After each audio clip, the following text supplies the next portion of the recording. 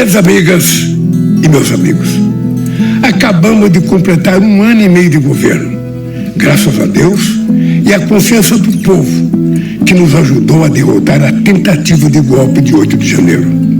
A democracia venceu. É hora de prestar contas a cada família brasileira. Quando terminei o segundo mandato, há 14 anos, a economia crescia 7,5%. A geração de empregos, o salário e a renda das famílias aumentavam e a inflação caía. Tiramos o Brasil do mapa da fome. De lá para cá, assistimos a uma enorme destruição do nosso país. Programas importantes para o povo, como a farmácia popular e o Minha Casa Minha Vida, foram abandonados. Cortaram os recursos da educação, do SUS e do meio ambiente.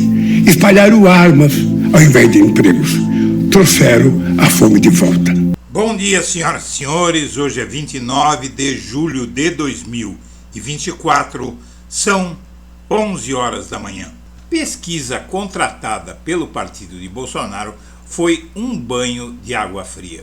E o pior para o bolsonarismo é que se trata de uma pesquisa de um instituto ligado à direita, o Instituto Paraná Pesquisas, que recebeu 2,7 milhões do partido de Bolsonaro em 2022. Bom, o PL mandou fazer uma pesquisa para testar Michele Bolsonaro e Tarcísio contra Lula em disputa pela presidência. O levantamento também incluiu outros governadores de direita. E essa pesquisa, pelo jeito, foi um fiasco. Lula aparece crescendo em projeção para 2026. O levantamento foi realizado entre 18 e 22 de julho, como anunciou a matéria do Globo, que noticiou que o bolsonarismo tinha mandado fazer pesquisa após um período em que não estava fazendo. As projeções para a corrida do Palácio do Planalto em 2026, feitas por esse instituto que é ligado ao bolsonarismo, mostram um cenário de estabilidade, mas sendo que Lula apresenta agora melhora em comparação aos adversários dentro da margem de erro, mas aí veja que eles destacam no mesmo período o fato que é dentro da margem de erro, uma discreta melhora, tal, mas isso é nesse instituto, não é? Em outros institutos provavelmente virão números melhores. Esse instituto foi pago por Bolsonaro descaradamente no ano eleitoral de 2022. Os eleitores, uma parcela, segundo essa pesquisa, uma parcela de 25% dos, na verdade 26,8% dos eleitores declararam que a própria situação financeira melhorou desde janeiro e que 33% estão no Nordeste e tal, como se não fosse a mesma coisa no sul do país, onde a região onde o Lula tem menor aprovação avaliou pior. Mas o fato é que até esse instituto noticia que as pessoas começam a sentir a melhora da economia. O fato é que o governo vai ter uma reunião depois desse pronunciamento do Lula, que foi considerado um sucesso.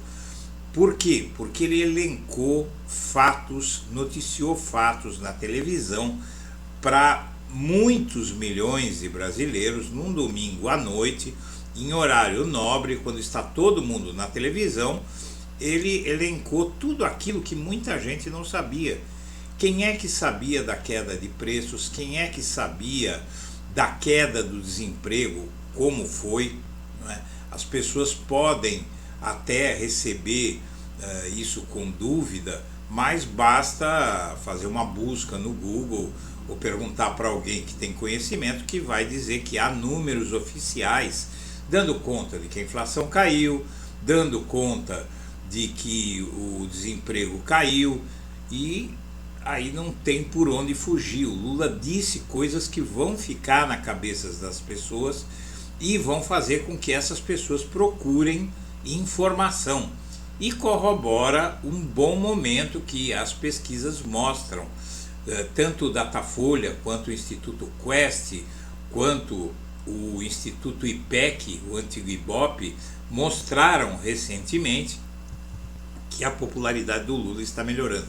Nesse momento, ele faz esse pronunciamento que foi muito bem calculado. Falou coisas que fazem sentido, como a melhora de programas como Minha Casa Minha Vida e Farmácia Popular, que havia uma grande queixa pela interrupção desses programas, e deu umas bordoadas no bolsonarismo, falando da herança que recebeu, falando do nível de inflação durante o governo Bolsonaro. O Bolsonaro deixou uma inflação de 8, hoje a inflação não chega a 5, né? Então a inflação caindo ao contrário do que pensam as pessoas. Aí você vê o Brasil retomando um caminho que largou depois que houve aquelas manifestações de junho de 2013 que desestabilizaram a esquerda, e de lá para cá nunca mais tinha se conseguido colocar as coisas nos eixos. Com o Lula, o que acontece agora é que as pessoas começam a sentir os efeitos de uma governança correta. O próprio Lula falou muitas vezes o seguinte, que no Brasil não precisa fazer mágica, não precisa ser um gênio, basta fazer as coisas que a população precisa. O problema são as escolhas que o governante faz. Ele pode escolher, por exemplo, entre melhorar o salário mínimo, entre melhorar a vida do trabalhador, reduzir o desemprego, ou deixar o desemprego alto para criar mão de obra barata para o empresário. Não tenha dúvida, minha amiga, meu amigo, quando falta emprego no Brasil, não é porque um vaticínio caiu dos céus e fez com que o emprego sumisse. É que é uma política deliberada de fazer com que falte emprego, porque assim o preço do trabalhador cai. Né? Se você tem muita gente procurando trabalho e pouco trabalho para oferecer, as pessoas aceitam ganhar menos. Empresário gosta de desemprego, porque desemprego oferece mão de obra barata. Seja como for, o Lula está de volta. Agora a preocupação é fazer com que ele resista aos ataques que continuam aumentando, inclusive na imprensa, que o Bolsonaro queria fechar e que agora começa a cometer de novo os erros que cometeu no passado, mesmo correndo o risco de a extrema-direita voltar ao poder e calar todo mundo. Seja como for, isso é outro capítulo. Agora, o bolsonarismo levou uma canelada dolorosa, dolorida, porque esperava que essa pesquisa fosse diferente e ela mostrou o Lula aumentando a vantagem que ele tinha para o Bolsonaro. Você veja aqui que nesse cenário a popularidade de Lula cresceu nos últimos 4 meses, enquanto o apoio a Bolsonaro caiu. Né? Eles fazem jogo de palavras, o apoio ao rival seguiu em direção ao contrária. Né? A popularidade do petista cresceu e o apoio ao rival seguiu na direção contrária. Por que não escreve caiu de uma vez? Né? Mas caiu. Né? O fato é esse. O presidente e o ex-mandatário tinham respectivamente 35,3% e 37,1% do eleitorado, e agora o Lula tem 38,3% e Bolsonaro 36,9%. Então ele ampliou essa vantagem. Senhoras e senhores, eu agradeço a atenção e deixo meu abraço para todo mundo.